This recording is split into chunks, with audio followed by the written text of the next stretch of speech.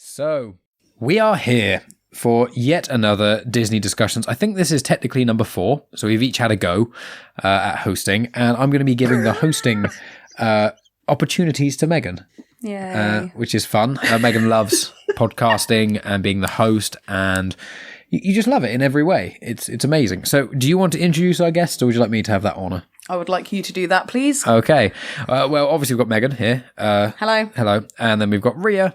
Hi. And then we've got Dan. Hello. Spider Dan. The ever spectacular, ever amazing Spider Dan, to be more specific. Yes. Why didn't me or Ria get a fantastic entrance like Because that? you We two are don't women. need to big ourselves up like That's that. why. We've got enough self-confidence. That's the real reason why. That's the real reason. Men have fragile egos, so we just we need... Me especially. Dan has to give himself compliments because not enough people give him compliments. You need that hype man, don't you? Whereas we're just like, The fluffer. it's badass. Because the spider fluffer. Spider fluffer. Do you know what? I bet there is a spider fluffer for spiders like doing it. Yeah, it's Dan. yeah, it's me. Hey! Just if pretty you're big spiders there. not watching the video version of this, I was wanking off 2 miniature spiders with my hands. Off to a good start. Disney Perfect. wholesome. Exactly. There's no dongs in this one, though. No if you want to hear dongs, that, go to spider dongs. Spider Dan's. Go to Spider Dan's. dongs. No, Spider dongs. spider dongs and the secret balls.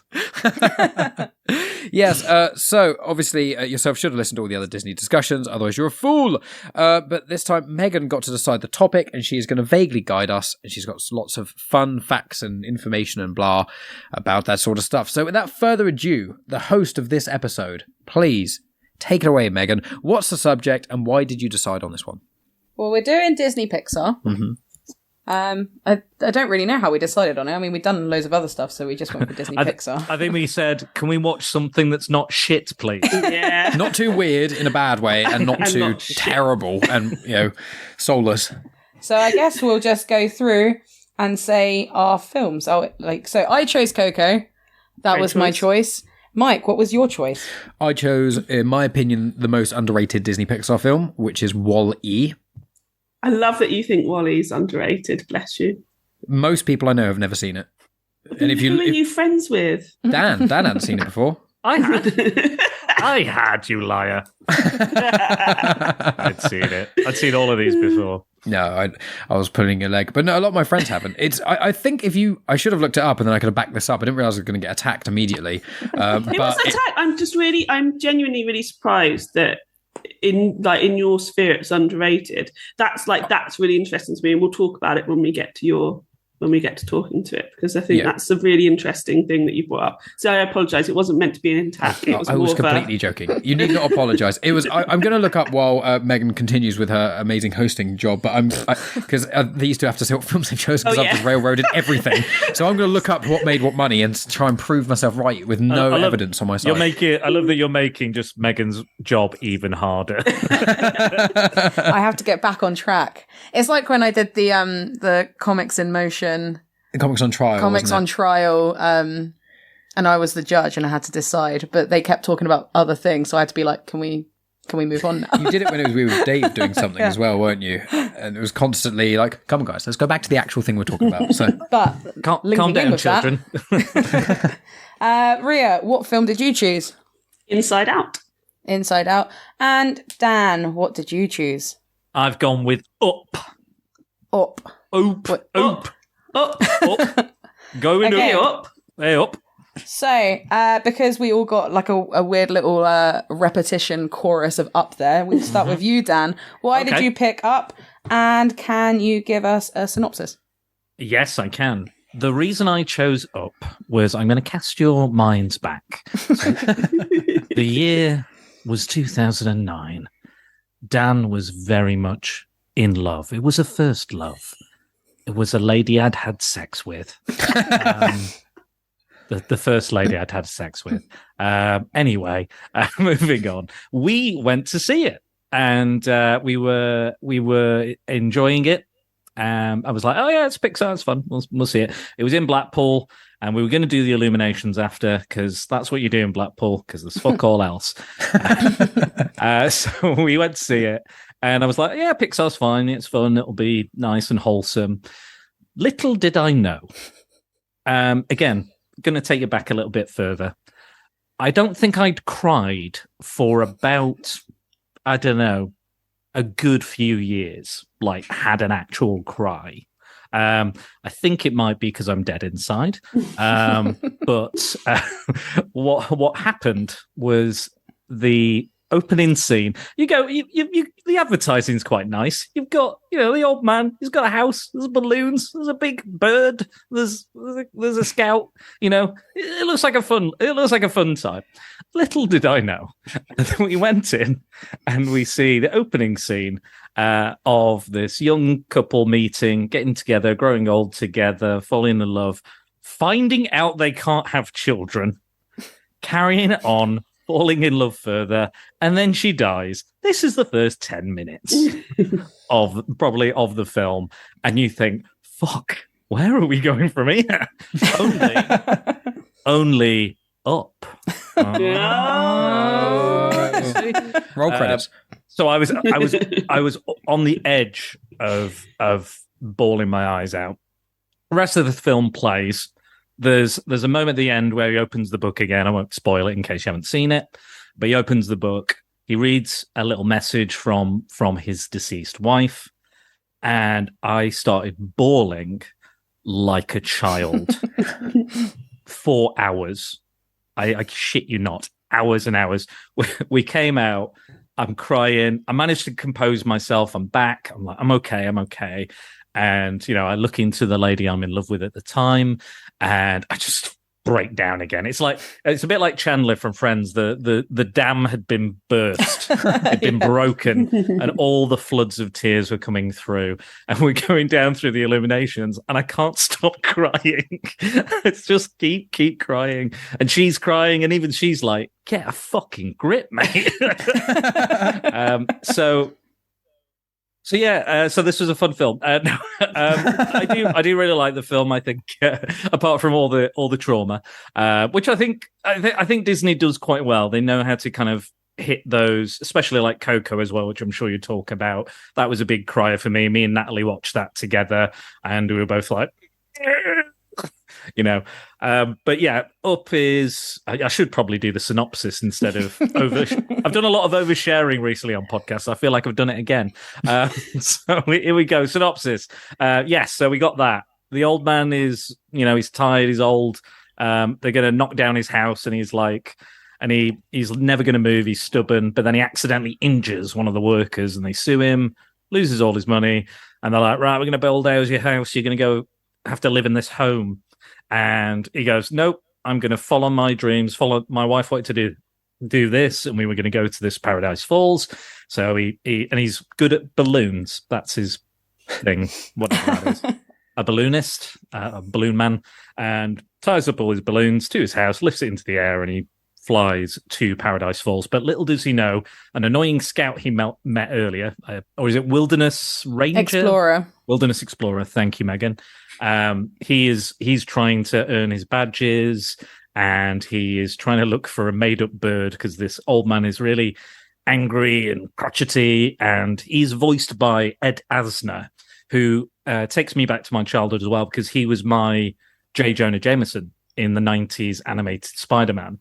So I have a real kind of, and he was in all this other animated stuff as well, Gargoyles and various other things. And it was there was a strong link there with that voice and that character. And I love the story of. I'm doing a proper Ria synopsis. Yeah, I know. I'm like, I'm going to keep mine tight after. Yeah, we might not have time for the other films. This might just have to be about Up. So yeah, he goes to Paradise Falls. Kevin is under the house. Not Kevin, that's the bird. Russell. So, see, I'm are you actually channeling me? I feel like I think so. Should I just leave? Do you want to do both our parts? No. Russell is under the Wilderness Explorer is under the house, and throughout the mission is to get the house on Paradise Falls. And there is an old explorer trying to find who inspired the main characters to go out and have adventures. He's old and he's evil and trying to steal the bird to show, to prove that he's not a fraud. What is this? Oh shit!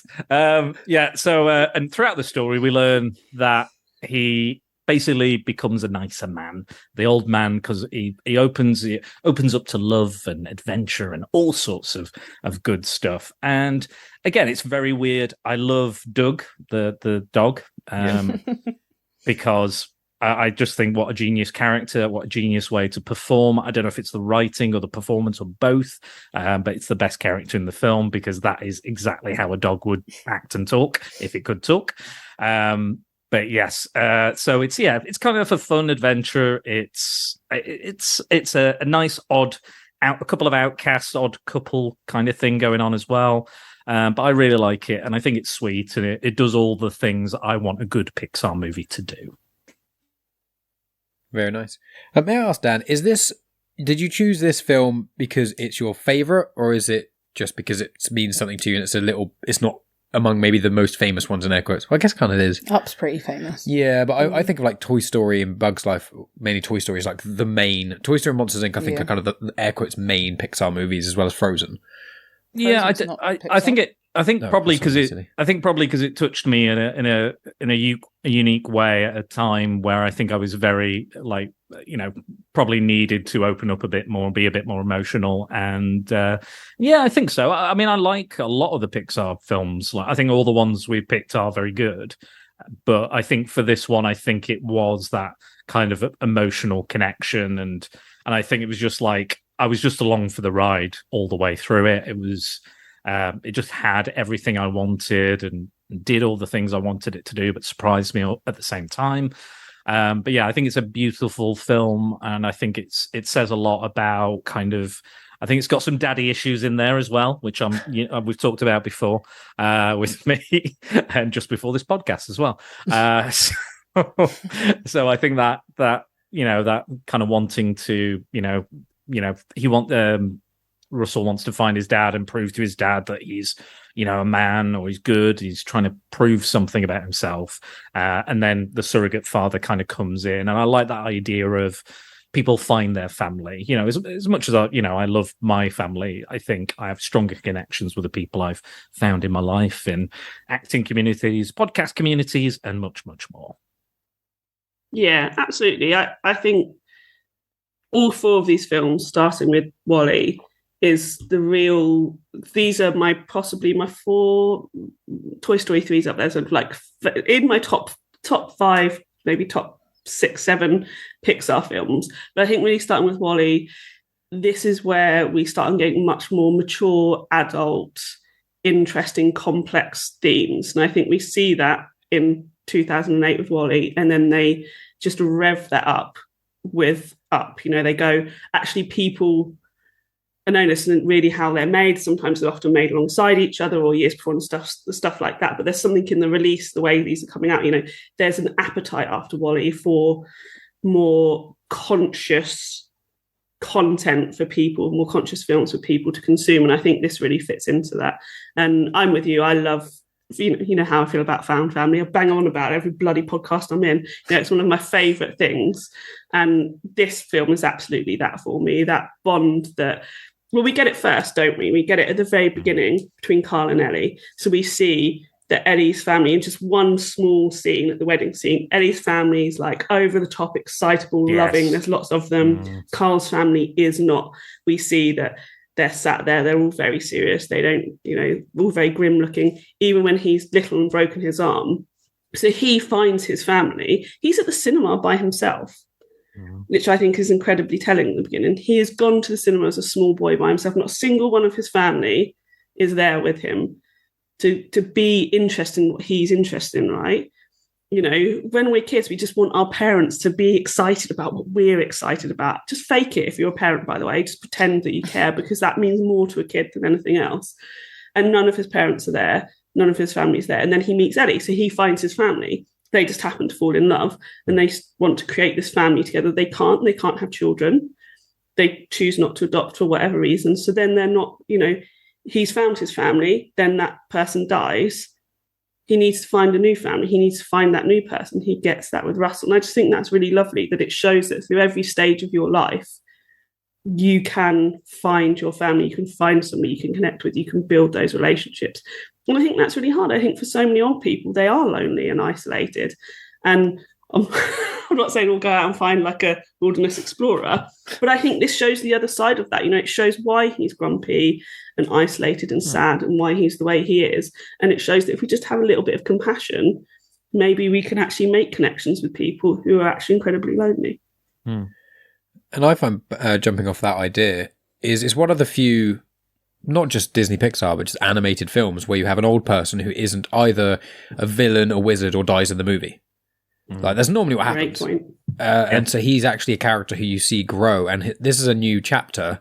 Obviously, we're going to be spoiling these films too. Not for the most part, people should have seen them. We try to spoil the very ends, but it kind of shows. But when the film ends, you kind of feel like he's starting a new chapter. You know, at the start of the film, it feels like he's ending one, and you don't know if that's the chapter or the book that he's ending. But by the end of the film, you realize it is a new chapter, and he seems very old, and they could have, done certain things like they have done with other characters, but they don't. He's quite unique. And I'd say with Up, when I first watched it, actually, which was only about a year or so after it came out, I wasn't that fussed on it. I thought Doug was funny. I thought it was a good movie, but it didn't really connect with me in that sort of way. I mean, this came out, was it 2009 or 2008-ish? So what you said, 2008. 2009. There we go. So it was 13 odd years ago. So, I was just a teenager then. I don't think at that point I'd really been in love fully, or I'd just been in a relationship or two. I hadn't really experienced that. So when I watched it again this time, which is only my second time, it hits completely differently. Yeah.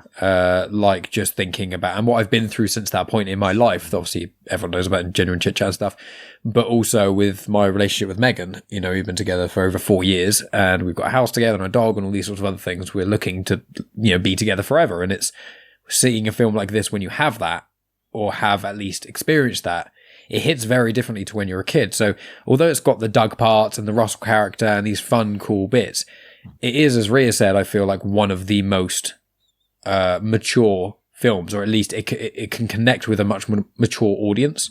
I know that Megan especially. This film fucked me up. It absolutely ruined me. I'd seen it once before, and I remembered the beginning bit, but I didn't remember anything else that happened in the movie. But classic me. Because I'm like, you're talking about Wall-E, and I'm like, oh, what the fuck happened at the end of Wall-E? I actually legit can't remember. But yeah, this film destroyed me. Within the first however many minutes of the film, I was bawling my eyes out, and then intermittently throughout the film, I would then just continuously start crying again. It was horrible, especially for me because it links to I don't know, South America is just somewhere that I've always wanted to go. And before I met Mike, my plan was to go to South America and teach English out there for a year. So I just have a connection with that area of the world. Because the mountains are based on some specific landmark. Well, Paradise Falls is in South America. There you go. Or it's supposed to be. But yeah, no, this film, it really cut me.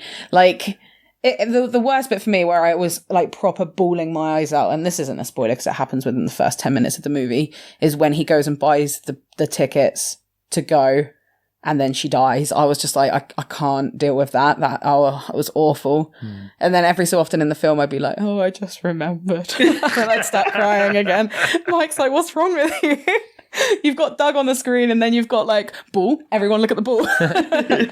There's me crying. It doesn't let up though, does it? So you get that at the beginning, and then almost immediately after, you get him accidentally assaulting the person at his house, and you see his world crumbling.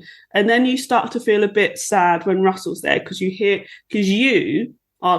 listening as the viewer to what Russell's talking about. Carl, as the character, isn't. He's ignoring it. So you're getting all these horrible, sad hints of poor Russell and his life. And then you get the he thinks it's all over and done with, and he's betrayed Kevin the bird and Russell. So that's sad. And then you get him looking at the book, which is just absolutely devastating. But also, I am in agreement with Ellie. I think people often forget that just life in general is an adventure, and we should see it as such. You don't have to do big things all the time. Just go on little adventures in your life. Lovely, agree. And then you get the end with the grape soda badge. Yeah. It's what are you trying to do to me? And also the end with the house.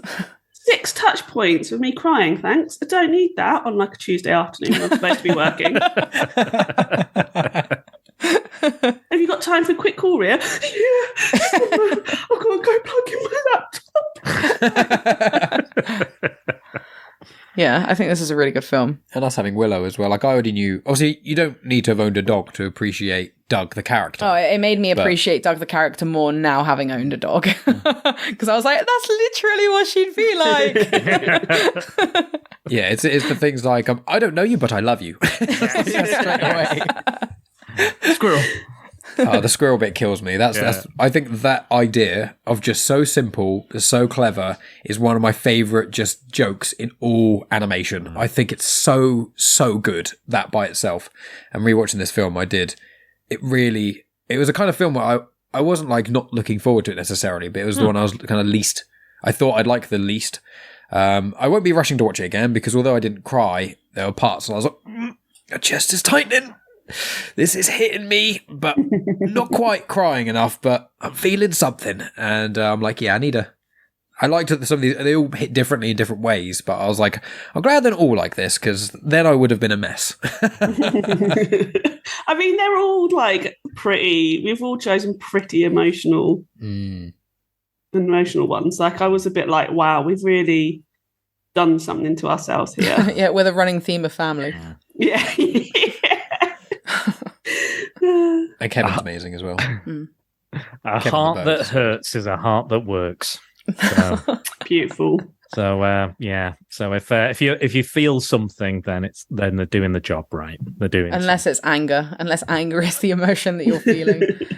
Well, I mean, yeah, I guess. Which is how I felt towards what was that stupid dragon film that we had to watch. Dragon Slayer was a masterpiece. One note, still connecting with the sort of. I would watch Dragon Slayer before I'd watch Bambi 2 or move on. Yeah. I don't know if with that one. I think I'd rather watch Bambi 2, mainly because it feels a lot shorter because it is. But no, Dragon Slayer felt like one of the longest films I'd seen. So long. It was pretty rough. But with Up, it wasn't great. No, it wasn't the best. But with Up, there's one line that, while we're still on the somewhat somber subject, is there's a quote which is, "The boring stuff is what I remember the most." And I was like, yeah, that's the kind of stuff when you have someone who has passed away who's close to you. That's the kind of stuff you remember. Like, I equate it in a lot of ways to obviously what happened to my dad. And it's like, I don't think of all these holidays we went on or any of that. It's just the little small things, like him showing me Star Wars or him reading his newspaper, watching Indiana Jones, like those sorts of things. So I found, like, once again, that hit. And linking with that, in the credits, you get to see two of the characters go and watch Star Wars in the cinema, which is fun. I love that. It's so nice. And Russell's just like... It reminded me of a podcast me and Ria did recently where we were talking about The Crow during our Shock Phobia Fest No spoilers. season. No spoilers, but there is a line in it where he says, nothing is trivial. So I won't say any more than that, but it's very much in line with what you just said. Yeah.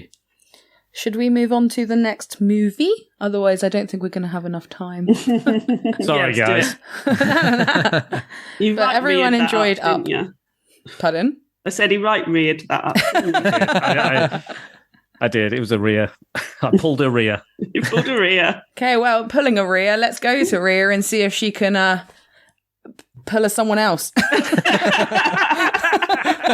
I don't think I've ever channeled anyone who's succinct before, but I'll try my best. So my choice was Inside Out. So it's released in 2015. Inside Out is about a young girl called Riley, and it's about what happens inside her head.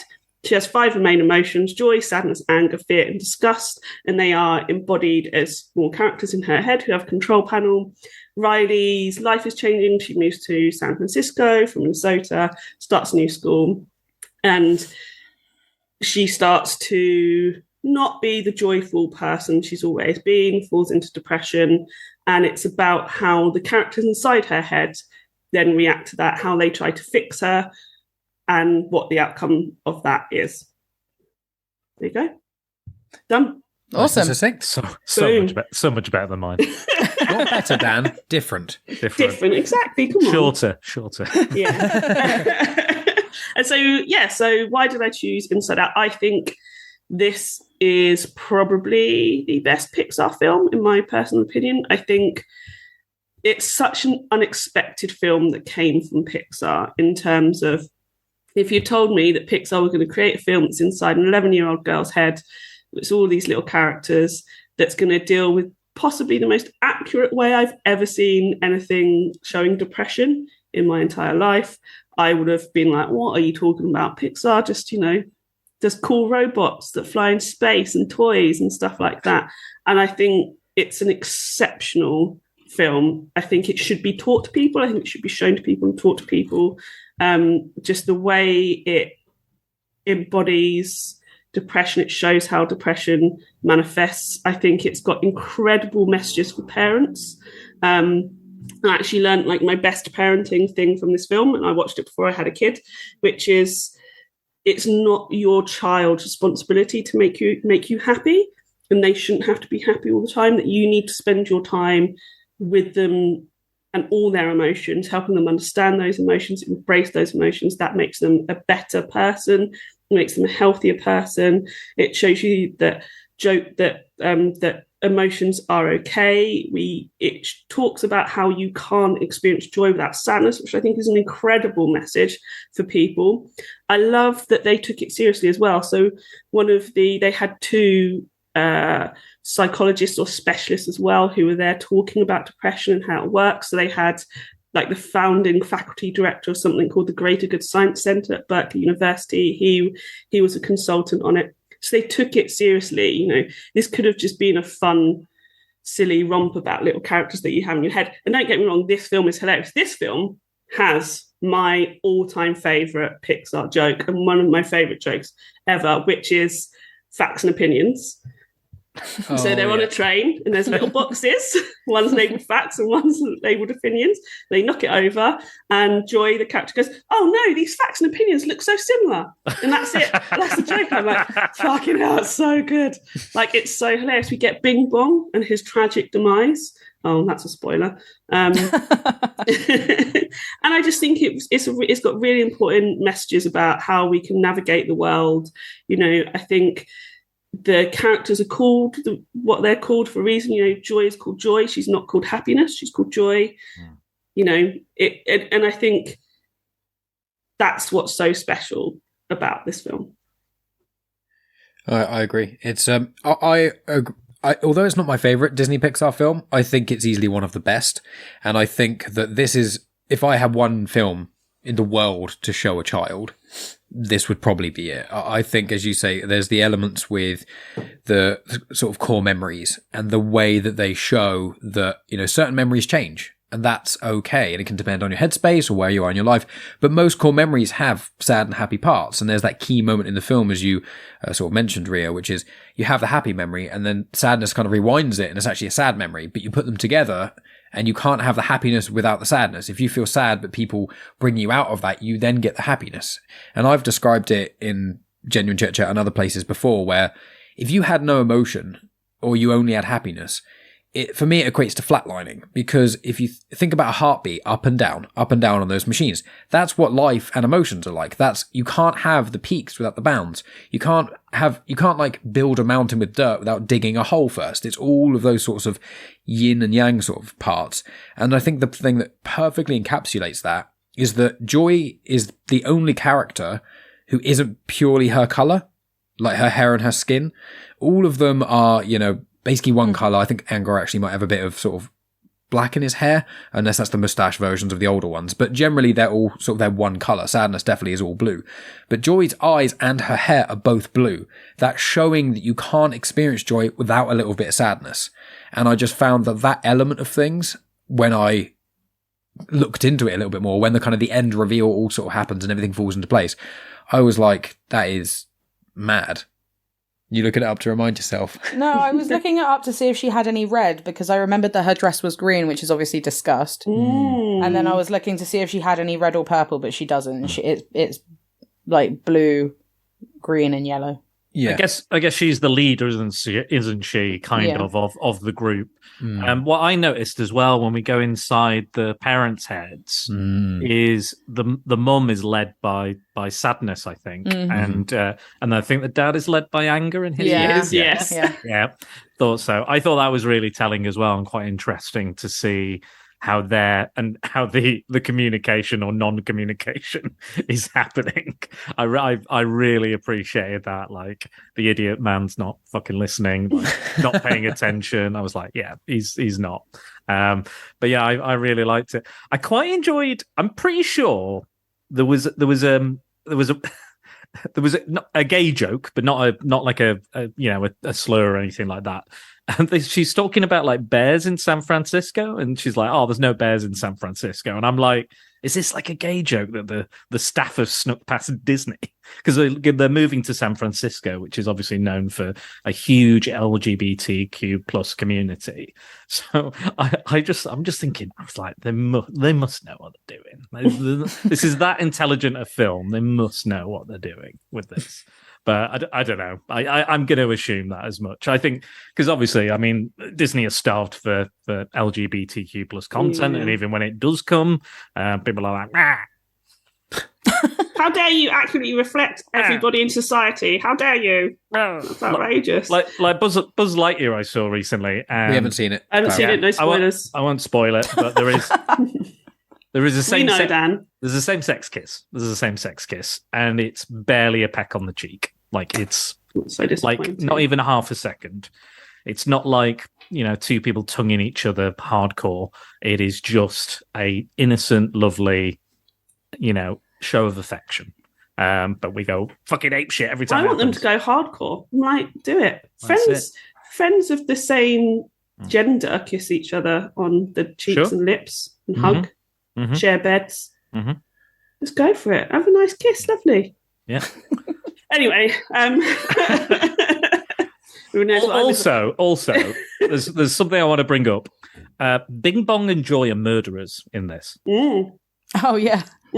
So we go into the Cloud City, not the Star Wars one, Mike. Cloud Town, and Bing Bong's running through, and the guy's, because he knocks over or like breaks his house, and he's like, "What are you doing? Get away!" And he sneezes on him, and he dissipates. And then, right just prior to the finale, Joy's running through, and the wife of that cloud person is being interviewed by the cops of the Cloud Town, and she's like, "Yes, my husband looked like this, and this man did this," and then Joy runs through her. And then the two policemen are like, and then they reference Chinatown, and they're like, "Forget about it, Jake. It's Cloud Town." I was just like, murder, I guess. But there's also the imaginary boyfriend, the one that's like, "I would die for Riley. I would die for Riley." She literally kills a million Riley. Not Rileys, a million imaginary boyfriends. I'd like to know when she's the villain. She's 100% the villain. She makes Riley depressed, and then she just murders everybody in her imagination. And she's really mean to sadness. She's so mean to sadness. Stand in this circle and don't leave. But that's so good as well, right? Because that's a really funny moment. And she says, "Stand in the circle and don't leave." But also, she's saying suppress an emotion, and people who are struggling do that, or people who want to pretend to the world that they're okay do that. They go suppress the sadness, put that in a little box, put that file it away, and just pretend to be happy all the time. And I'm like, this is why this film's so good. Plus, broccoli on pizza is a great through-line joke, because you see when she was a baby and she does not like broccoli, and then it's on pizza and she doesn't like it. Like, we've got everything. We've got real complex mental health issues, and broccoli on pizza. And my favourite thing is where they keep sending up the memory of the commercial. The Gummer commercial. Is it like, what is it, Dentifresh or something? Yeah. It just keeps popping up. And then the other character gets it, don't it? Because there's that part about halfway through the film where you get to kind of see certain characters and inside their heads, and that's it's the It's post right at the end. It's like the post-credit scenes. That point is you see loads of characters, and obviously you get the parents discussion, which is one of my favorite parts of the whole movie. I could just they are making an Inside Out 2, and I'm like, go full ham with it. I just want to see almost every character interaction, and we get to see inside their heads, because that was my favorite so one's clever. the cat one. Richard, having got 2 kittens, so accurate. Like the most accurate thing I've ever seen. I think one of my favorite bits is just the dream theater and like and like Fear is like reviewing it. It's like, oh, this is so cliche, and oh yeah, here comes the thing, and yeah, it's just like it's like a TV studio. I loved all of that stuff, and she's like, well, we've got to scare her and do weird stuff, and then they absolutely create a whole nightmare situation, which I really really enjoyed. I thought it was a lot of fun, and I think if we're talking about sequels, I think out of all of the Pixar films, I think this has the most potential for more sequels, because all you have to do is, something else happens to Riley. She has a baby. She gets married. She goes into a coma. I don't know. There's so much you could play with, and what happens to the characters, or the parents get a divorce, something like that. There's so much untapped potential for just that idea alone. I would watch a whole series. I mean, we've got 4 bloody Toy Story movies about toys dicking about, so I think we can have at least a good few, 5 Inside Outs. I think. Yeah. I completely agree with that. And I haven't got anything else to say. Sorry. I don't know why they're apologising to me. You're the host. Yeah, I liked it. Everyone like it? Do you not think it was just okay? No, to be honest, none of these films I think are just all right. I love all of these movies. Yeah. Then none of them are like, it would be, I'm trying to think of the right, this is why I shouldn't host. I can't get my words out. It doesn't matter. It wouldn't do any of these films justice if my response was, it was all right. Because they're all fantastic. I mean, but we all want it was all right, Megan, though. I mean, come on. If we don't have that, why are we even here? We've got to get That's Funny in here as well. That's funny. I mean, I want to give me a willy. That's what I want. What I'm imagining now is everyone has like a bingo card of sayings. I am doing that for the next one. Bingo. I'm going to do that for the next one. Don't say anything until the end, and then be like, right, mate, you did this many times. We have to do some of the weirder Disney films, not our top tier ones, to be able to get Megan to do that, because all these are like gold standard. Don't worry. I'll bring them back. Can we not have? It's you choosing next, isn't it, Mike? Can we make sure it's not Dan? That's why we're taking it in turns. But don't worry, it's going to be a special. It's going to be a bonus special next time. Oh yeah, it is, isn't it? Yeah, but we'll get into that a little bit later. We'll stay tuned. But we're at about halfway point. Do you want me to go, or do you want to go? Do you know what? We'll save Coco for last. We'll go for yours. Right then. So this was a film called WALL-E, and I believe it's one of the most underrated Disney films. And I looked up how much money all of our films made, and it's somewhat evidenced my thoughts. So WALL-E made 532 million. This is the worldwide box office, so not including DVD sales, all that sort of stuff. So 530 odd million. Up made 730 odd million.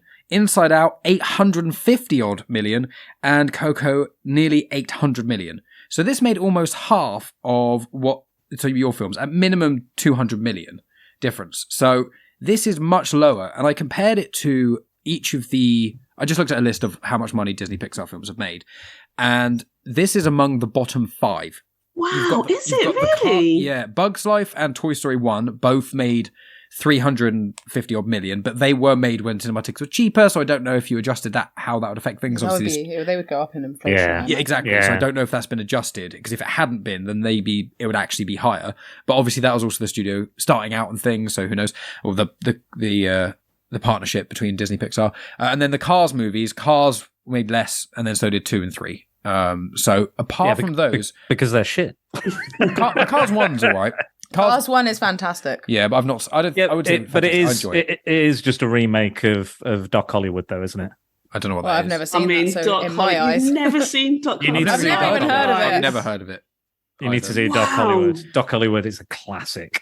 Awesome. Yeah, Michael J. Fox in his prime.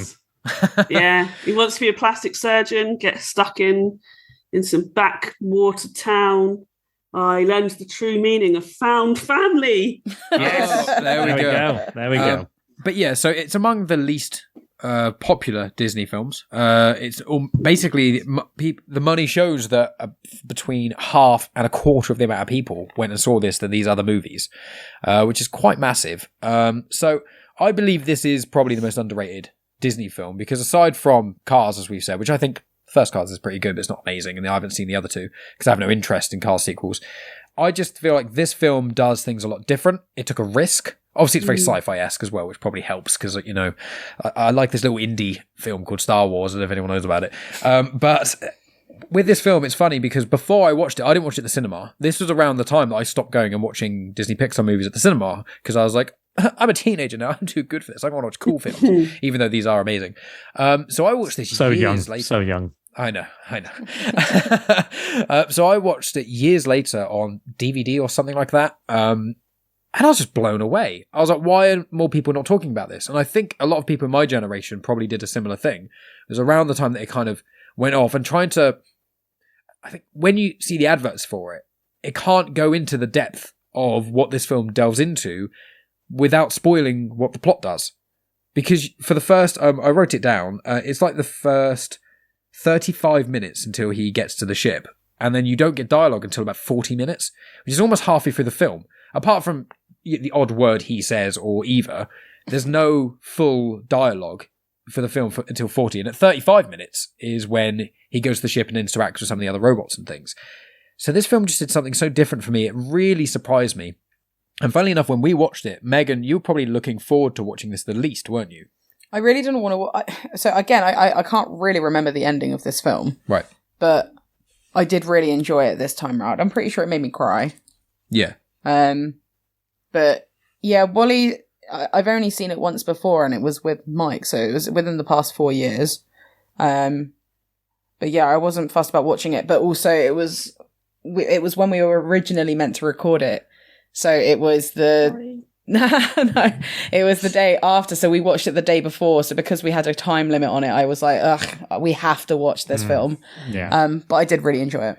Yeah, and I just think this is a film that so many people haven't seen and so many people would enjoy it. And you could almost, with all of these films, you can do this. But I feel like with this, you could do a whole podcast taking apart every 15 minutes of this film. There's a whole podcast in just looking at all the background stuff or what WALL-E has in his cool little compartment, which is actually the body of one of the bigger WALL-E bot things as well. I think WALL-A's or something. But it's just, there's so many levels to this, and every time I watch it, I find even more references that are clever, even more things I like, even more jokes, and it does something that a lot of films that have a message don't do that well, and it really pushes its sort of, we need to look out for the planet, without, and very tactfully, without kind of blaming anything really overtly. I think probably for the marketing department, they probably were like, let's not blame anyone.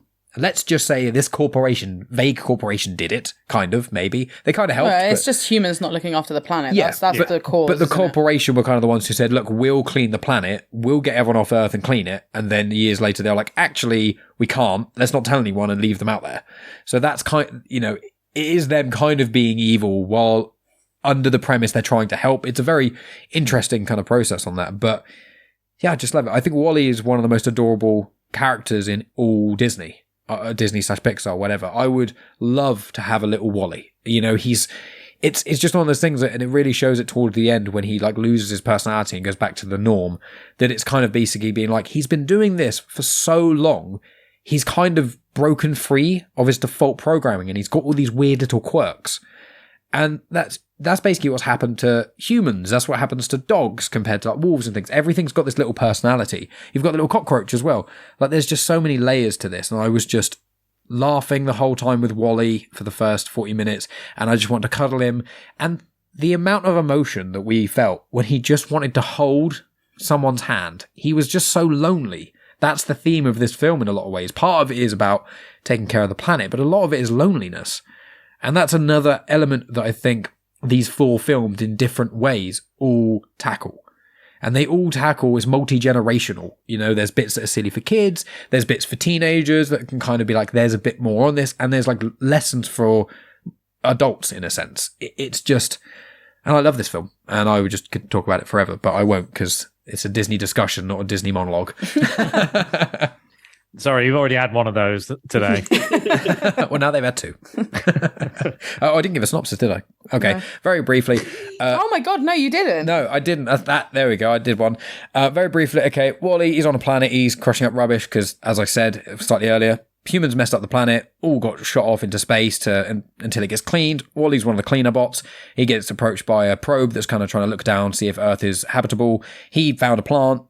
Eve, the robot that was sent down as a probe, finds it and then goes back to the ship. Wall-E basically hitches a ride, and then he finds this whole colony of humans that over hundreds of years have basically devolved in certain ways. They're just all in floating chairs and stuff. They're just consuming. It's like capitalism ramped up to a million in a sense, or potentially dystopian future.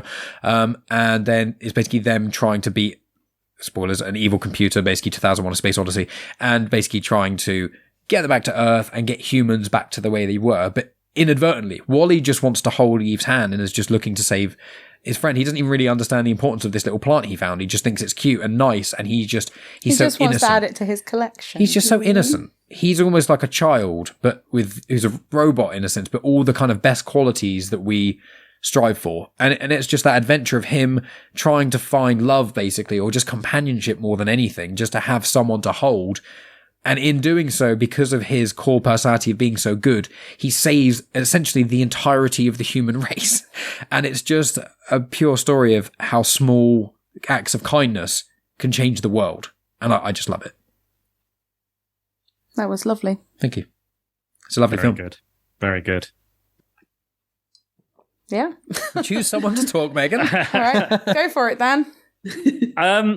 I'll be honest, I think out of the four, this is probably my least favourite, but it's not bad. I don't dislike it. I just don't like it as much as the others, which is fine. I don't know if maybe the reason maybe people didn't turn up is that it is robots, maybe, because I know there's, even with Toy Story, they still all have they're all some human form to some degree, most of them, the main characters anyway, or animals, which also is popular, or animals, or anthropomorphic animals like Mickey Mouse or something. I think to some degree, and again, it might be the same with cars as well, that people are like, well, it's just a car. But yeah, I think I actually prefer the first part where it's it's post-apocalyptic, because that's my jam. I want to be there after the apocalypse, just going, why am I alive? Collecting nice little trinkets and things. Yes, all of these things. I'm like that guy in the Twilight Zone. He collects all the books. I think I prefer the almost silent movie aspect to it. I liked that, he's going around, he's doing things, and he's just kind of living his kind of hermit life. But like you said, he's watching these movies, he's holding hands and stuff. That was really touching. It was a really touching description, actually. Very well done. I like that. I think, it's fun when they get onto the ship, but I do feel like it's a little bit of it's well-meaning, but I do think it comes across like fatties. Yeah, a little bit look how fat they are. Oh, they're dead fat. Isn't fat funny? And I was like a bit like, the message is good. It's fine. It works. I don't think it's too preachy or anything. I think it toes that line really well. I think my favorite part of the film is where they're kind of like dancing in the stars, and he's got the fire extinguisher. And I think the love story is kind of, I find it very relatable, how he almost like she sees him as a nuisance and then eventually kind of warms up to him. I guess that is quite relatable to me. But I quite like that. And I think it's a nice love story. I forgot how gun happy she was. It was like, I love it. She was like literally the slightest noise or movement or wind. It's like she's a member of the NRA or something. But yeah, I think it's a lovely story. I like, again, like you were saying, it has this kind of domino effect. Everything Wall-E does, no matter how minuscule, is furthering that story and that future and that, reemergence of humanity and Earth becoming viable again as a place to live. And I love the captain who's basically just like, explain dancing. Like, it's been so many years. He just like, they kind of, again, they've just been in this isolation for so long. They've kind of forgotten who they are and what they do. And he's like, I love that bit where he's like, no, we're doing something today. We're going out, we're doing something, because we've always sat on our asses doing nothing. This is it. This is our thing. And obviously the computer, the ship, or whatever it's called, is like, nah, don't do it. Everyone's dead. Don't worry about it. It's fine. We'll just stay here. It's safe. But I like that. I like that, and getting that motivation and getting inspired and moving past your being comfortable. Sure, you want to lay in bed all day. And sometimes I do. But there's other days where I'm like, no, I've got to get shit done today. Stuff's got to get done. Podcasts have got to go out. So that's it. And so I do like it. I don't think it's not my favorite out of the bunch we've picked, but I think there are some real strong stuff. I'm a big sci-fi fan, so I love all the kind of nods and stuff and the moments. I absolutely love the little cleaning robot. Yeah, he's the best. He's Mo. my favorite character. Is it Mo? Yeah. He's the best, just constantly like cleaning up Wally's message. Again, very relatable to myself, this character, Wally. It's great. And again, it's like Mike said, I couldn't explain it better, but I think it is a quality Pixar film. And there's something interesting in the fact that Wally, when he's on Earth completely by himself, he becomes more human. The robots who are around humans are more robotic. They cannot break out of their programming. They're so constricted by their programming. And it is only by meeting Wally that Eva becomes more human. She learns to make those connections. And there's something very interesting being told there that, by observing humankind as it used to be, Wally becomes empathetic. He gets emotions. He becomes lonely. He cares for his little cockroach buddy. And then all the robots up on the ship are going to choose my language carefully, but are oppressed in some sort of way. And it just takes him to help them break out of that. I think I agree with you. There's something problematic about all the humans becoming fat blobs that I don't particularly like, but I get what they're trying to do with storytelling, and I do think they tread it really well, and I think it's there for a purpose. I don't think it's there to be mocked. It's there as like, what would happen to anything if a corporation took away all of your agency, because none of those humans have any agency, and we see the captain finally get agency. So I don't think it is there to be like, oh, let's mock humans getting fat. I think it's there to say what would realistically happen. More be the end game. If somebody else took control, and it's because the corporation is doing it to control them. They don't want them to think; they want them to sit and just consume, and that says a lot about consumerism, right? Well, they become like robots, don't they? And like you're saying, exactly. The humans are the robots now. But then when the screens go off and the screens go away, they go, "Oh, great! Oh, there's a window here. I've never seen this before." And they're still valid people. I think as somebody who is fat themselves, I think there's so much there that in media that shows that fat people are just defined by fatness. I don't think these people are. And we see, they are their own people. They can make connections. I think the wider story they're trying to tell us about consumerism and corporations rather than it is that. Yeah, of course. And then the other bit I don't like particularly well is the crazy robots. Like, I kind of get it, but I wish it was done in a slightly different way. I mean, and it's hard to look back to 2008 and go, I think we get ourselves in trouble when we look back at media and go, oh, well, that wasn't sensitive enough to mental health. I think it's a better conversation to have a say, well, how would we present that now? How would that be made now? Let's have a helpful discussion about it. But at the same time, I do like the idea that robots who don't fit into this specific programming, they're talking about people, are considered crazy, are put away, And I think that's really interesting. I think this film is trying to tackle so many interesting concepts, and that is what makes it good. And then it has so much beauty in it as well, like this dancing space scene, just Wally. I don't think he's annoying either. I kind of like I don't think that does that relationship a good enough service, because she is just doing her job. She's just doing her programming, and all it takes is him giving her a bit of empathy for her to go, actually, maybe I could be a bit like that's actually, he's having fun. Maybe dancing looks fun. Cool little light bulb looks fun. And sometimes we're all on our own track in life, right? We're all just doing our thing. And maybe we just need somebody to come along and go, hey, look at it from this perspective, have a little fun. I mean, it's also awesome that she just shoots everything. Right. She's so cool. And I just think there's something about this film. So at the beginning of the pandemic, my daughter, great parenting, obviously watched a lot of TV. We were working full time. It was the beginning of the pandemic. She was at home. 2 films she watched on repeat was Wall-E and The Incredibles. And The Incredibles was nearly my pick, but I just love Inside Out so much. It's an incredible film, to be fair.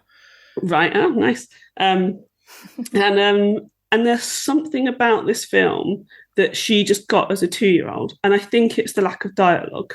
Mm-hmm. And so at the same time, she's getting everything from the screen. She doesn't need the dialogue, but she's getting such important messages about friendship, about love, about the environment, about being yourself, right? Wally is unashamedly himself. Isn't that wonderful that we're getting to see it? And we're getting that through a robot like this. That's special. And she just was completely entranced by this film. Like Kevin and I had these Wally toys, Wally and Eva toys, and now they're hers. In fact, I'll get our little toy collection out and send you a picture. Yeah. And and the fact that she was 2 and this film spoke to her, the amount of films we have to turn off because she's either scared, we'll talk about that during Coco, stop being mean to a dog, or she's just not getting it. And these are Disney films that will turn off. She's just like, I'm just not interested in Snow White. And she's like, I've got no time for it. It's not doing anything for me. And this, she's just entranced and just watching it every day. Good parents. And I think that says a lot as well. I also wonder, I agree with that. I want to read a little quote linking in with something that Dan said. I know we're slowly running out of time and I don't want Megan's pick to be taken off, but I will say there's 2 things I want to say. One of them is a quote from the captain, which is, "But I don't want to survive, I want to live." Mm-hmm. And I think that's very important because I've said before, you get certain individuals who, they never really seem to have fun. And I'm not saying fun is everything in life, but it's all about balance. It's one of the reasons I love that little indie sci-fi film, is because it's all about balance. That's the key message. And that's how I think almost anything in life can be solved in really simple terms. It's kind of the starting off point of whether it's weight loss or mental health or working or play or sleep.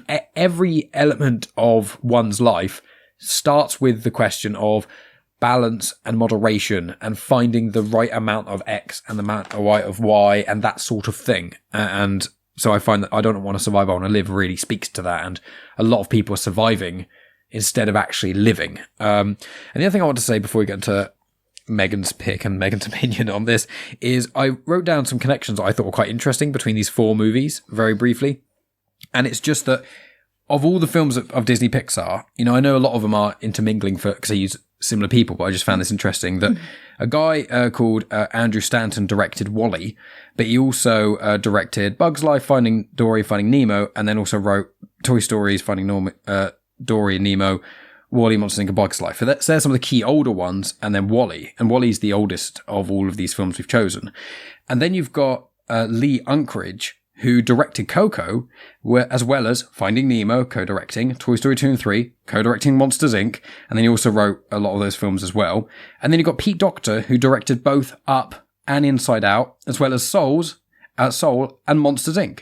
So 2 of the directors were writers on Monsters, Inc., and the other one directed it. And it's just all these little connections of these 3 directors who 2 of them co-directed a lot of big major films, but also they just all kind of connect in a certain way. And if we had chosen Cars or Incredibles, from what I could see, they weren't connecting with this. So I just thought that was a fun thing I found on my research. Cool. Thanks for sharing, maybe only Mike. I found that cool, but I thought it was good. Well, I've already heard this. Mike told me earlier. So But it's instantly boring. But linking in with what Ria said about The Incredibles being the other film that your daughter watched, there is actually an Easter egg in my film to do with The Incredibles. And what I am going to talk about is Coco.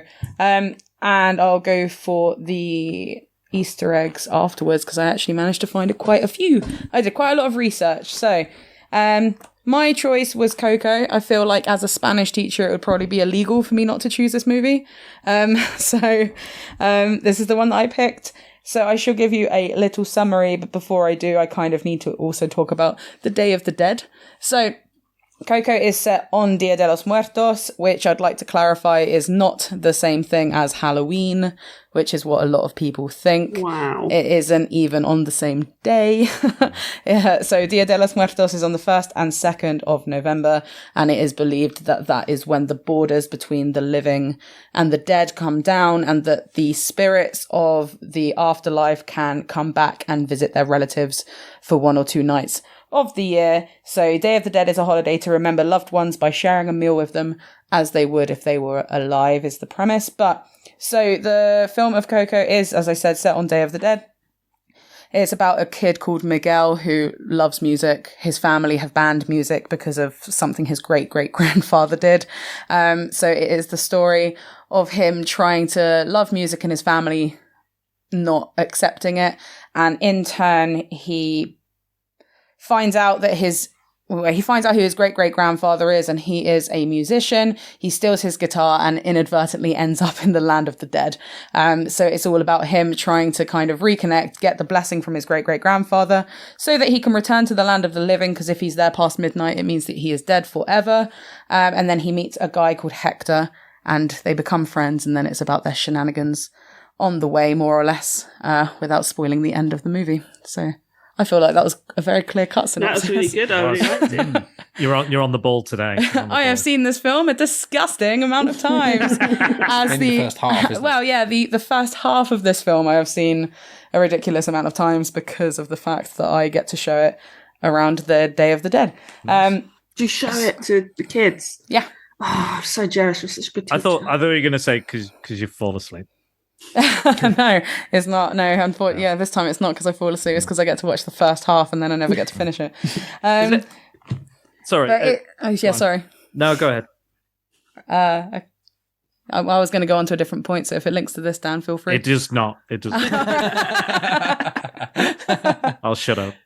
So what I chose this film. I'm a Spanish teacher, so for me it's quite nice being able to see different cultures come into light. It's great because it does allow people to kind of understand different cultures and enlighten people as to the fact that it's not the same thing as Halloween, because obviously Halloween is all about like trick-or-treating, being spooky. Obviously it has a longer history than that, and it's All Hallows Eve, and it comes from paganism, doesn't it?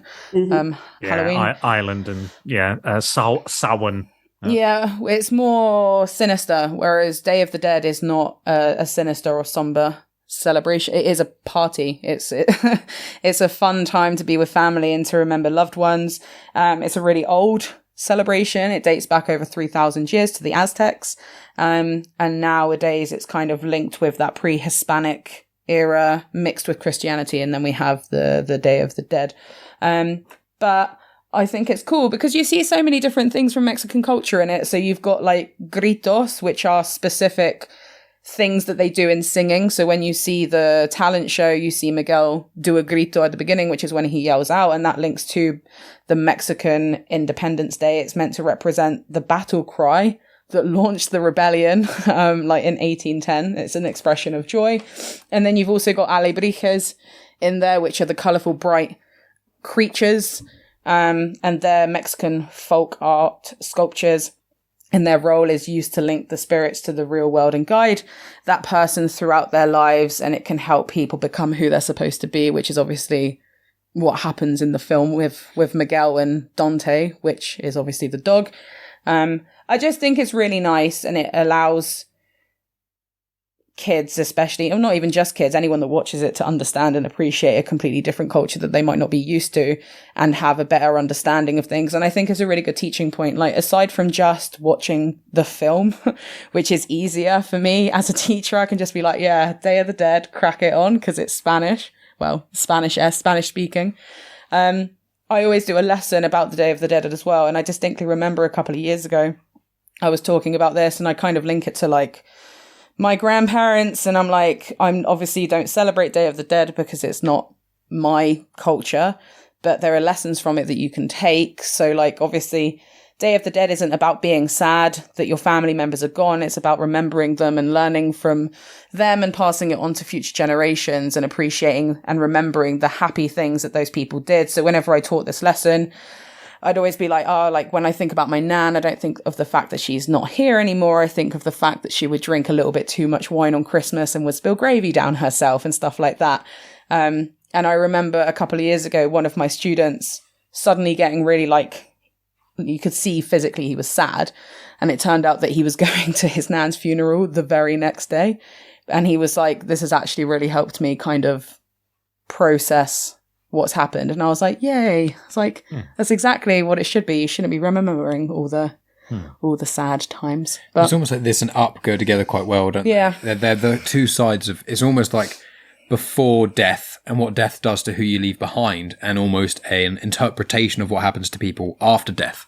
So it's another little connection there. But yeah, I'm going to just quickly go through some Easter eggs, and then you guys will stop hearing me talk, which I'm sure everyone's like, this is the longest I've ever heard Megan speak. Unless you've heard it. Follow you, Megan. Yeah. I feel like you do Easter eggs and we're done. I'll be honest. I was balling up a little bit when you were talking about that kid. Then he was a really sweet kid as well. I really liked that kid. He was nice. But so one of the things I think is really cool about this film, and this isn't necessarily an Easter egg, but in the Land of the Dead, you've got obviously all of the bridges made out of the marigolds, which are the specific flowers that they use at Dia de los Muertos, and they're supposed to guide the ancestors to the spirit world and the living world. But if you look at the buildings in the Land of the Dead, the towers of the buildings are built like the buildings in Mexico. So at the bottom are all of the older homes. So you'll notice that there's like Aztec and Mayan ruins, and then as you gradually get up, you go on to the colonial period and then the revolution period, and then you go on to modern day. So you see the like growth of the different types of houses that they have, which I think is really cool. It's amazing. The Riviera family started their shoe business in 1921, which is the year that Walt Disney had his first animation, which is quite cool. And then there's a few Easter eggs. I'm not going to say them all, but linking into The Incredibles, when Hector and Miguel are making their way to the talent show, you can see a poster of The Incredibles as skeletons on the wall, which is cool. Speaking of alebrijes, which are the colourful animals, you can see a Nemo one, a Dory one, a couple of other characters, and you can also see Doug from Up as an alebrije form. You can see on the door of the Bureau of Family Grievances, which is where the family go to be like, why can't I go onto the land of the living? The door number is A113, which is the classroom used at the California Institute of Arts that a lot of the studio staff use, which is cool. Then you can see the Luxo ball on a Lucho mask at one point. One of the performers on the talent show is wearing the same t-shirt as Sid from Toy Story.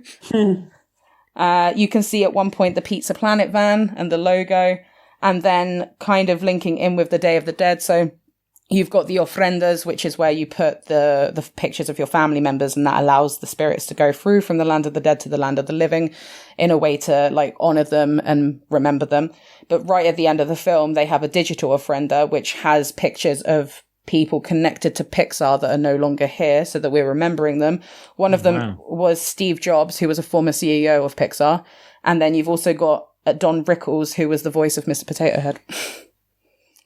So there's lots of really cool things in this film that like intertwine with the culture and then just intertwine with like loads of different films, which I think is awesome. But yeah. I think all of that ties into what a sensitive approach they've taken to make this film. I know there's been some controversy about the Mama Coco character, so they went and took some photographs of the real life woman that she's based on, and and sort of they didn't then really acknowledge it, but not in any bad way, because it's like classic Pixar. It's more like the family's not even asking for any money. It's more like, could you just say that, like, you took a picture of her and that's what you based Mama Coco on, and that's it. And I love that that's the only controversy about this film, because they took so much time to understand the culture. You know, they've got an all Latino cast, which when this was made is incredibly unusual, and it paved the way for films like Encanto, right, who had first foreign language song in one of the best song Oscar category, which is hugely important, because all of Coco's songs are in English, but it made that stepping board for a song to not be in English be a winning song, right? Which is like mad that for Western countries, who are the people who the Oscars are aimed at, you know, for that to happen. So it's not only is this a great film, and it teaches us so much, you know, it's teaching us about grief, but the celebration of grief. We've recently had a death in the family, and we had the exact same conversation. Like, why is it sad? Why can't we be happy? And this is what we were saying about myself, when I want people to celebrate my life. Hopefully I've like lived a really happy life, and I want people to celebrate that. I want them to have good memories. I want them to be dancing and singing and all of that sort of stuff. And we should stay connected to our ancestors, right? I think that's really important. But also, so it's got those really important messages, and it's brought to us in not only a joyful way, but a beautiful way. This film is absolutely stunning to both listen to and see. And the music, I mean, we don't have enough time, but we could talk about the music of this film. That could be a whole other podcast. But the fact that it's been made with love and care and reverence and joy for the culture, and it's a stepping stone for other things. I truly believe that this film has made other films with all people of colour casts possible. Yeah, and it was also like, although, as you said, that I think there's maybe one song in this whole film that is in Spanish. It's the one that what is it, Mama Imelda sings when she's trying to distract him. But it allows other films to be able to just have the Spanish speaking. This is the only Disney Pixar film where the characters sing, apart from possibly Soul. Isn't that amazing? And I read this really great article, because when I watched this film, I remember when it came out, reviews weren't really connecting with it. I was a bit like, I think this film's amazing, but reviews were sort of like good to middling. So I thought I'd have a look into it, and I was reading, I am gonna absolutely butcher how to pronounce this, so I completely apologize. But it's a website called, oh my god, Remskla, maybe, I don't know. We'll include the link. I can only apologise. My whole life dream is, well, that's not true. I've had lots of dreams, but I've always wanted to learn different languages. But when I was younger, people told me I was shit at it, so I never did it, and I regret that as an adult. Don't listen to other people. Anyway, but they brought together a collection of reviews from Latino film reviewers, and it really helps you understand what sort of a watershed moment this film is. So we should include that link in the show notes. I'll send it around, because it's so interesting seeing it from that view as well, and it's really enlightening. And I think it's important for people to read after watching this film. Yeah.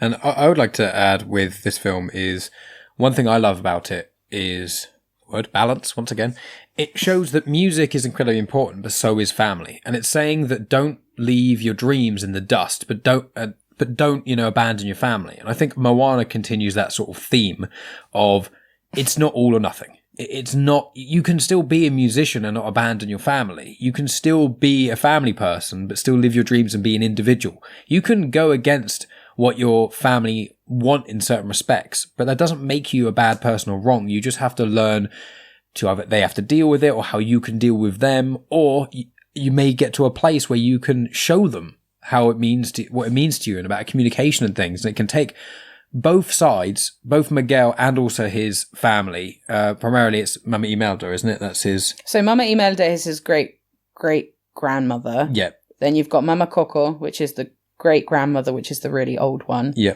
And then I actually can't remember the name of the the grandma who hits people with her shoe. The grandmother that hits people with her shoe that forces him to eat tamales. She's the matriarch. Yes, please. Yeah, just shove them in my mouth. Come on. Like that matriarch of the family, she's the one that he has to kind of convince in a lot of ways, and the rest of the family just kind of step back and don't want to. And it's the same with Mummy Imelda. She's the matriarch. The rest of them don't really do anything without her say.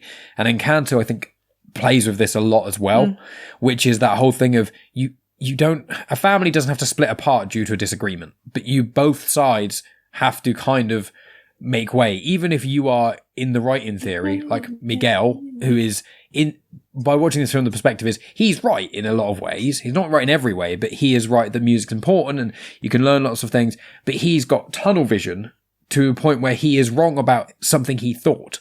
And his family are wrong about something else that they thought. And because of misunderstanding and lack of communication and just being like, what I'm doing is right. The family's like, this is our business. Miguel's like, it's music. And it's like, there is a middle ground you got to meet.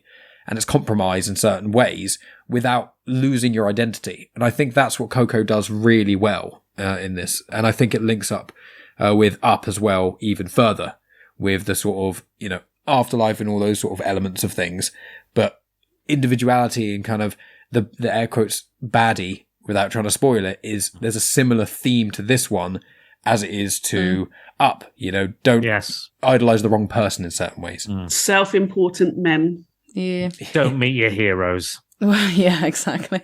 I really liked, like you were talking about Easter eggs there, Megan, and I really liked that Frida Kahlo as a big part in this, which I absolutely love. I love the performance they give and everything. It's like, does it need this? Fire! And it's on top of a papaya. She is, and then there is a skull, and she's also me, and all this sort of stuff. And it's is it too obvious? And that's my favourite bit. There's milk, and it's from my breast, and all this whatever. I'm making a film up now. But then also like El Santo, who's a massive kind of luchador kind of celebrity in Mexico. He was a film star. His son was also very popular. Which El Santo means the saint, which I learnt. It does. Even I'm learning Spanish, bringing in the culture.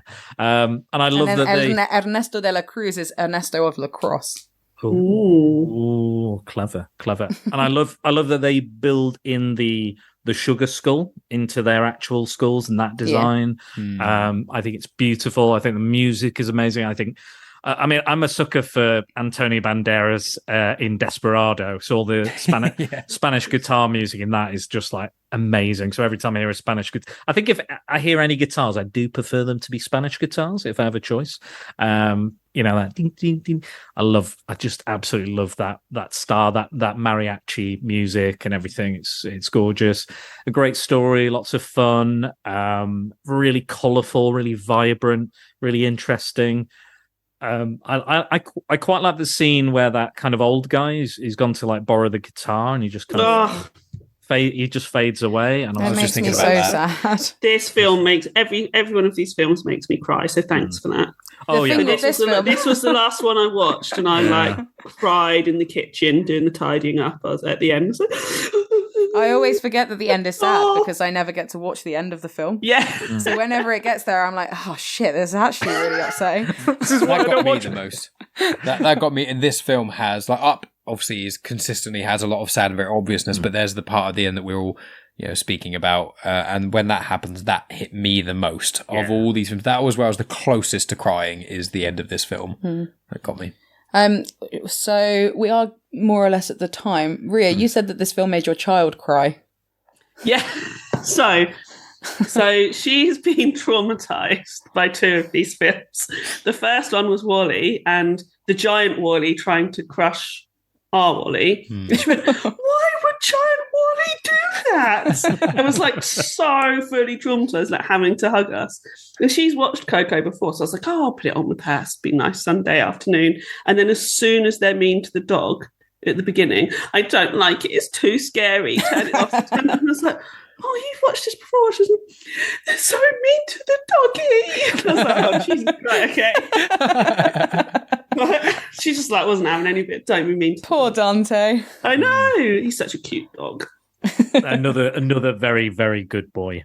Yeah, he is a good boy. Good boy. Is there anything else you want to add, Megan? I don't think so. I think that sums. I think that's it. Those words made no real sense, but you get what I mean. Nice little sum up. More sense than mine did today. Well, before I forget, I'll add in here what we're doing next, and then we'll each have final words and plugs and whatever. But the thing that we're going to do next, we've come a nice full circle. We've each had kind of a go at hosting and choosing what kind of a selection we're going to do. So to wrap up 2022 and the year that started Disney Discussions, which will go down in history. There will be a Disney Discussions part in Disney World in 2032. It will just be lots of podcast-related rides and like a Hyperspace Mountain with a giant microphone going into Dan's open mouth. A lot of fun. We've got a lot of plans with the There'll be a shooting machine, and each time you shoot a target, it just goes, it was all right. It was all right. It was all right. You're shooting my faces. It does that. The best idea. Yeah, and you get a high score. That's funny. Sorry. The soundtracks of Megan. That's it. It's Megan Land. Give me a willy. Give me a willy. That's only at night time. That's only at the nighttime ones. You have to pay extra. The adult ones. You have to go to the adult ones. Exactly. Oh my god, this is the best thing I've It's ever a had. Dog World ride. Anyway, sorry. Yes, that's my one. We're going to have to save this for. We've actually got two vaguely Disney discussions. So one of them is the main Disney discussion. The other's like a minor spin-off. But the main next Disney discussions to finish off 2022 is going to be a Christmas special. So we're all going to choose a film either distributed or created by Disney. And I think that they don't have to be live action. They can be animated, but we'll figure it out when we get there. But that's what you guys can look forward to. And then also myself and Megan just got back from Disneyland Paris yesterday. And Ria is going there in the next month, I believe. So we're going to do a little podcast about our experiences at Disneyland Paris and those sort of thoughts as well. So that'll be like a nice little Disney Discussions bonus episode, which will be coming. And then in 2023, we'll start the cycle again. Not doing the same topics, to clarify. We're all going to choose different things. Ria, sequels. And I'm sorry, that wasn't actually Ria's choice. It wasn't. I was like, let's just go for it. We all decided we'd do it at some point. And how much did I regret that? I was like, fuck me. A lot of people love it, though. They said it's a hilarious podcast they enjoy. But we've all got new topics to tackle and weird and wonderful things we're going to be doing in the new year. But yeah, that was what I wanted to sort of announce. And then we can all say our final pieces and goodbyes. Hello. Well, goodbye. A bit late for a hello. My podcast is non-existent, as we're aware at this point. But are you a podcaster, though? It depends on the mood. Yes, you are. On the day. So you'll find me on Genuine Chit-Chat at points. And then you'll just see me pop up here, there, and everywhere, to be honest. I just appear in random places at random times. And Pop-up pirate. It's a barrel of laughs. But you will find me on Patreon, otherwise on Mike's Genuine Chit Chat Patreon, or Grits Gets Fit on Instagram, where I never post anymore, but I sometimes post a picture of my dog. So there, that's me. Why do you need to get fit, Megan? You already are. Oh, it's true. Beautiful. Thanks. She's going to change the handle now to get fitter. Yeah. So, it's gonna be the thing. Well, I'll go next just because I'm in the same room, so it's easier. So yeah, you can find me at Genuine Chit Chat. So guys, give me that face. Makes absolutely no sense. It does. Yeah, it makes no sense. I'm in the same room. I've already started talking. I've already made the rules, my friend. I'm editing this, and I'm going to cut out. I'm the co-host. Shut up, Ria. You go You're next. the co-host. I am the host. I'm the host. Ria, you go next. Oh come on! Wait. It's quiet time. Is that what you say to the kids at This school? is it. This is it, though. This is how you're paying for it now, Mike. You're paying for it. This is it. Do you know what? I'm going to let Mike go first because he's excited. Let's keep him going. And I'll be really quick when it gets to me. Yeah, and I didn't want to go last because I want to be more about our guests. That's kind of why, but I didn't want to say it. Don't hurry up, just go. You can find me on Instagram, Twitter, and on Facebook at Genuine Chit Chat. You can also find a video version of this on YouTube, which I probably should have said at the start, but oh well. Obviously, my laptop's been a bit busted recently, so sorry for lack of video stuff. But go on YouTube, there's loads of things. It's all in playlists. Listen to my Star Wars podcast, listen to all the other episodes of Genuine Chit Chat. And on my YouTube channel, there is a playlist for Disney discussions, starting with Dan's sort of pilot episode, which he did by himself before we even decided we'd do Disney discussions, but it kind of sparked a lot of the ideas. So that you can listen to that and then all our other Disney discussions. And as Megan said, the best way to listen to Megan, from my perspective, is at patreon.com/genuine chit-chat. For as little as £1 a month, you get access to hours and hours of additional content. And in spooky season, there's a new episode almost every other day that we've been doing, lots of recording and stuff. So that's basically it from me. So moving on to Dan. Spider-Dan and the secretballs.com. Check it out. Good shit. Boom, done. Well done. Wow. Well done. I do want to clarify a point that Mike made, which was when he said the first Disney discussions was Dan just by himself. It's not Dan sat in a room talking about Disney films. Yeah. So I want to see that. So come and find me at Ria Carrogan on Twitter and Instagram. Keep an eye out for what's happening with Femme on Film. Femme on Film is changing. It's becoming a collective. Some awesome co-authors, co-hosts. It's going to be amazing. So come and join us in the new year. Wunderbar. Excellent. Thank you, everyone. This has been Disney Discussions. Cheers. I love it. I love it. I love This it. is why I shouldn't be allowed to host. I'm too fucking awkward. No, Oh, you that were was great. great. I You were like that. great.